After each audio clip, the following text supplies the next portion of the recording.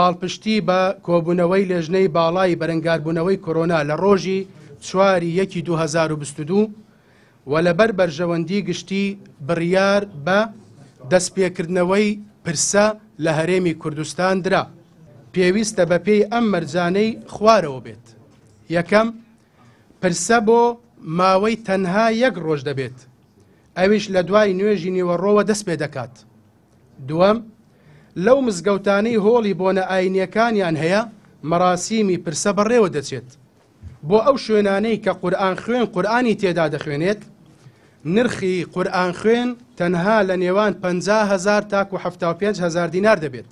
بەڕێوبەرایەتی گشتی ئەوقافەکان و بەڕێوبەرایەتی ئەوقافی قەزا و تێبینەرایەتیەکان بەرپرسن لە جێبەجێکردنی ئەم ڕێنمایانە و ئەم خاڵانەی کەوا باسمان کرد.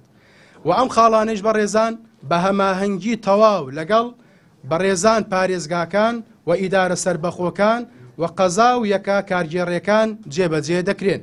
ڕێنوێی بۆ ئەو بەڕێزانی کەوا 1 ڕۆژیش پرسەدانن، ڕێگە پێدراو نییە دوای پرسەکە بڕا لە 2ەم ڕۆژ و 3ەم ڕۆژ خێمەی لای ماڵ هەڵبدا و ئەرک بخاتە سەر خەڵکان و کۆڵان بگرێ و قەڵەباڵغی بکاتە ناو کۆڵانەکانەوە کە بەڕاستی هەمومانش دەزانین نەخۆشیەکە لە ناومانە هەیە و ڕێژەکەیشی زۆرە.